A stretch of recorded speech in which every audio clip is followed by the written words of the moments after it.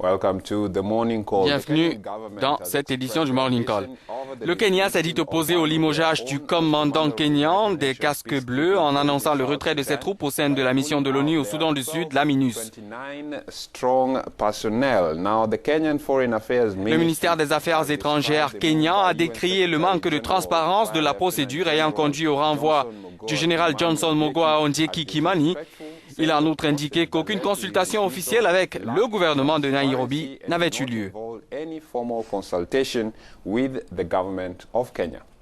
Nous vous en parlions hier matin. Un rapport publié mardi 1er novembre a révélé que les casques bleus avaient réagi de manière chaotique et inefficace aux violences de juillet à Djouba et n'avaient pas su notamment protéger les civils d'agressions sexuelles. Et c'est dans la foulée que le secrétaire général des Nations Unies, Ban Ki-moon, a ordonné le remplacement immédiat du lieutenant-général kenyan Odianki, commandant de la MINUS. Créée en 2011, cette mission onusienne devait garantir le maintien de la paix dans le pays et a très vite été renforcée en 2013 au début de la guerre civile au Soudan du Sud. Et puis en début septembre, le président Salva Kiir a donné un accord de principe au déploiement de 4000 casques bleus supplémentaires dans le pays, en plus des 13 500 actuels, et promis de faciliter le travail des Nations Unies. Nous allons tout de suite nous rendre à Nairobi, au Kenya, rejoindre Delano Kiilu, secrétaire général d'une société spécialisée en sécurité. Delano, bonjour et merci de nous parler ce matin. Quelle analyse faites-vous de cette décision du Kenya de se retirer de la mission onusienne sur place au Soudan du Sud?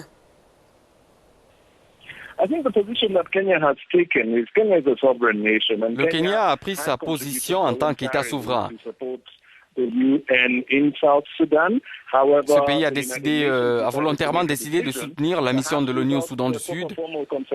Mais les Nations Unies ont décidé de prendre cette mesure sans suivre la procédure normale, c'est-à-dire en menant des consultations avec le gouvernement kenyan avant de publier cette décision à l'échelle mondiale. C'est une décision difficile pour le Kenya, mais elle est importante tout de même parce que le Kenya s'est engagé à soutenir son voisin du Nord, le Soudan du Sud, par le biais de la mission de l'Union africaine. Il ne le fera pas sous les auspices de l'ONU, mais plutôt sous la conduite de l'Union africaine, dans l'optique de stabiliser ce pays. Under the premise and under the structure of the African Union to drive and build a stable South Sudan. Cela ne veut pas dire que le Kenya abandonne le peuple du Soudan du Sud. Historiquement, dans cette région, la stabilité de ce pays a toujours dépendu en grande partie de son voisin kenyan.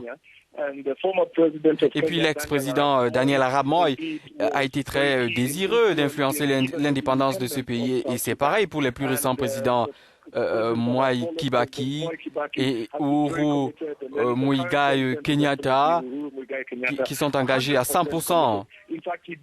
En fait, Uhuru Kenyatta, pour parler de lui, s'est rendu à Djouba pendant le conflit et puis il a tenu une réunion avec le président Salva Kiir.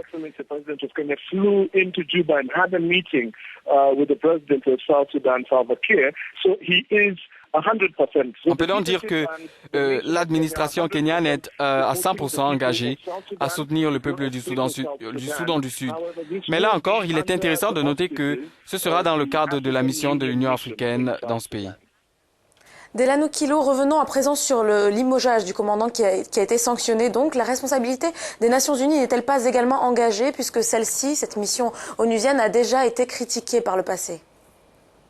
In this case, I think it may have been not quite the right thing to do in the manner in which. Au vu de la manière dont s'est déroulée cette affaire, je pense que ne pas rester calme a peut-être été la meilleure attitude. Il aurait été préférable de faire une analyse complète au lieu de pointer un seul individu en haut de l'échelle et puis de dire que c'est lui qu'il faut blâmer. Il aurait été bien de faire une enquête et une analyse approfondie plutôt que de dire que ce général kenyan limogé a fait preuve de lacunes dans son leadership. So in this case, as we say, normally, if we re-strategize, we reanalyze, and we rethink and go back to the drawing board, I really believe that...